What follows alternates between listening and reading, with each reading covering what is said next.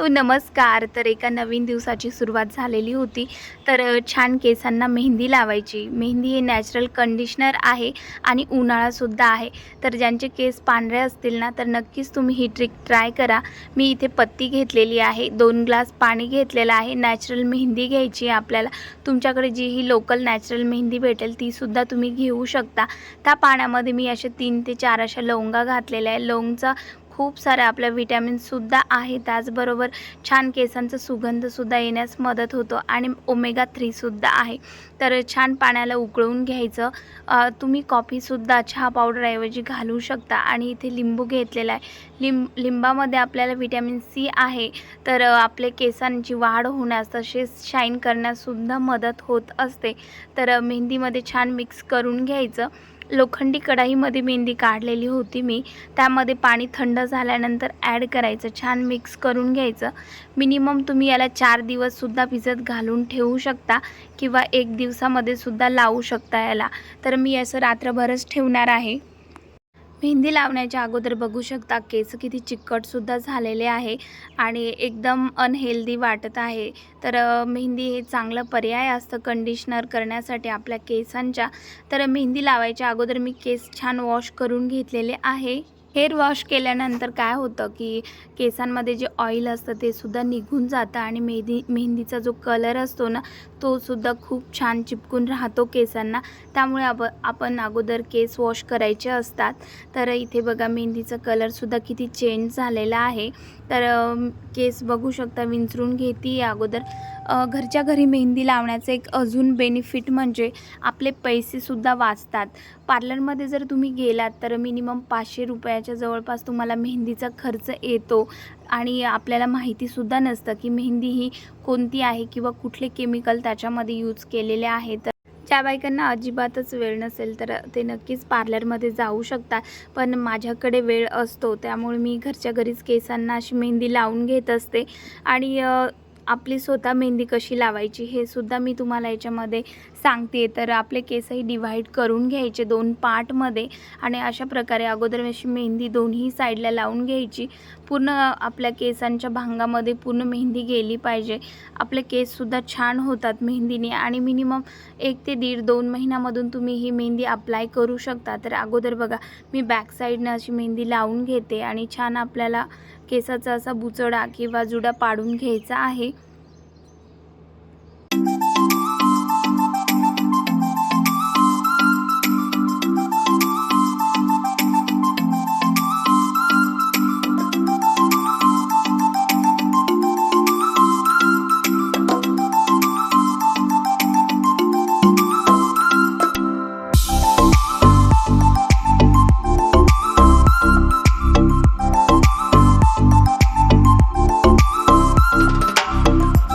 आपल्या केसांचा छान बुचडा पडण्यासाठी काय करायचं, दोन्ही डायरेक्शननी केस आपले मेहंदी लावल्यानंतर त्याला फोल्ड करायचं असतं. एक राईट आणि एक लेफ्ट साईडनी.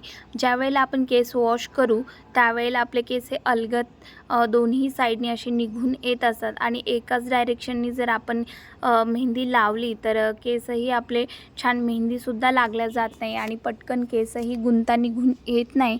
त्यामुळे दोन्ही डायरेक्शनचा आपण यूज करायचा असतो. तर बघा अशा प्रकारे मी मेहंदी लावून घेते. आणि ज्यांना जर हाताला बिलकुलच मेहंदी लागलेली आवडत नसेल तर ग्लव्ससुद्धा यूज करू शकता तुम्ही. पण आता उन्हाळा आहे तर आपल्या जे बॉडीमध्ये हीट असते ते सुद्धा कमी करण्याचं हे मेहंदी काम करत असतं. त्यामुळे मी हातानेच इथे मेहंदी अप्लाय केलेली आहे आणि तसंही मला मेहंदी आवडते अशी हाताला लागलेली. कारण मी भांडे वगैरे घासले ना किंवा कपडे वगैरे घासल्यानंतर निघून जाते ती 2 ते 3 दिवसामध्ये. तर बघा दोन्ही तुम्ही मागच्या साईडनेही बघितलं की छान मेहंदी अप्लाय केलेली आहे. अशा प्रकारे तुम्ही मेहंदी अप्लाय करू शकता आणि वॉश केल्यानंतर तुम्हाला रिझल्ट बघा. मी 2-2.5 तास ठेवलेली होती केसांवर मेहंदी. जास्त वेळ ठेवायची नाही, मेहंदीनी सुद्धा आपले केस डॅमेज होऊ शकतात. तर अशा प्रकारे बघा माझे सिल्की आणि शायनी छान केस झालेले आहे. तर नक्कीच तुम्हाला आवडले असेल माझी ही मेहंदी लावण्याची पद्धत आणि मेहंदी भिजू घालण्याची पद्धत. तर नक्कीच तुम्ही सुद्धा ट्राय करा. तसं बघितलं तर मेहंदी भिजू घालण्याचे भरपूर पद्धती आणि प्रकारसुद्धा आहे.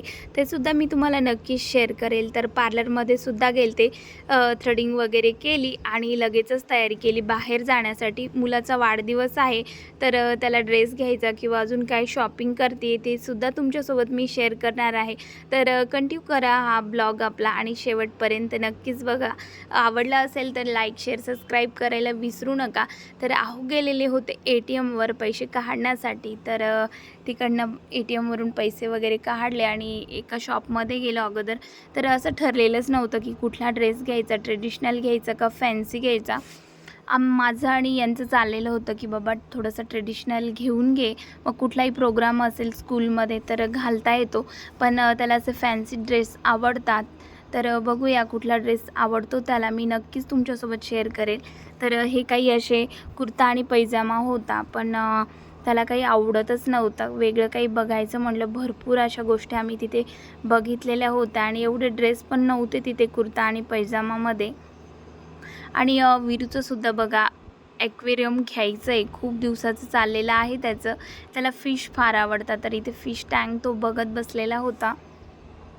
मुलांना कसं असतं ना, बाहेर गेलं तर त्यांना ज्या गोष्टी आवडतात त्याच घेऊन दिल्या तर त्यांना चांगलं वाटतं. नाही तर बिलकुल त्यांना बाहेर बोर झाल्यासारखं वाटत असतं. तर तिथे काही ड्रेस वगैरे आवडलेले नव्हते, तर दुसऱ्या शॉपवर आलेलो आहे जिथे आम्ही नेहमी ड्रेस घेतो. यावेळेला असं ठरवलं होतं की बघूया दुसरीकडे छान मिळाला तर घेऊन घेऊ. पण आम्ही परत त्याच शॉपवर आलेलो आहे जिथे रेग्युलर घेतो. राधास्वामी म्हणून शॉप आहे शेगावमधले. छान मिळतात तिथे सुद्धा मुलांचे कपडे वगैरे. तर एवढे सारे ड्रेस बघितले आणि त्यांनी तो अगोदर कुर्ता पैजामा घालून बघितला. तो खूप छान होता, पण त्याला अशा टिकल्या होत्या. तर आपल्या बायकांना माहितीच असतं की साडीच्या टिकल्या कशा टोचतात. तर मुलं तर खूप नाजूक असतात, तर त्यांना टोचला तर त्रास होतो. त्यामुळे मी तो घेतलेला नाही आहे. चाललं आहे पॅन्ट शर्ट वगैरे बघणं. तर कुठला घेतला ड्रेस तुम्ही नक्कीच हा नंतरच्या ब्लॉगमध्ये तुम्हाला पाहायला मिळेल. तर इथे मी भाजीपाला वगैरे घेते आहे, मार्केटमध्ये आलो आहे.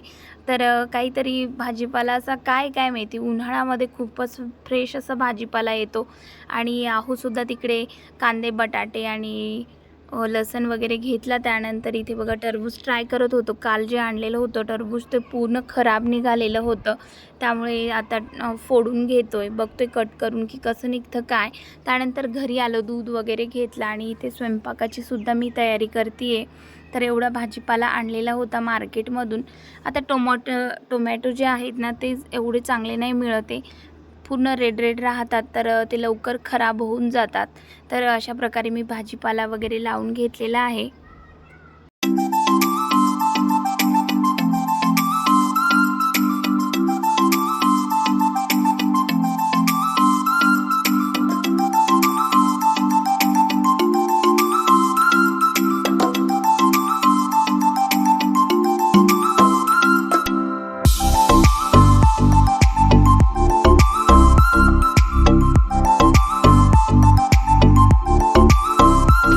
रात्रीच्या जेवणामध्ये विरूसाठी इथं टमाटरची चटणी बनवली, एकीकडे भाताचा कुकर वगैरे लावला आणि शेवग्याच्या शेंगाची भाजी बनवलेली आहे. इथे मसाला भाजी. तुम्हाला रेसिपी पाहिजे असेल तर नक्कीच तुम्ही कमेंट करा आणि या अगोदरसुद्धा मी शेअर केलेली आहे. तर छान भाजी वगैरे फोडणी दिली. नंतर इकडे झाडझूड करून घेते. समोरच्या हॉलमध्ये मुलांनी भरपूर असा कचरा वगैरे केलेला होता.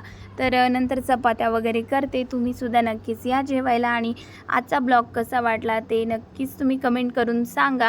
अरे हो, एक सांगायचंच राहिलं, विरूच्या ॲक्टिव्हिटी तुम्हाला नेहमीच मी शेअर करत असते. तर त्याच्या ॲक्टिव्हिटी कशा वाटतात तुम्हाला हे सुद्धा मला कमेंट करत जा नेहमी आणि लाईकसुद्धा करत जा आपले ब्लॉग. तर बघा विरूला मी इथे उंडा दिलेला होता, तर त्याचं चाललेलं असतं नेहमी काही ना काही बनवणं.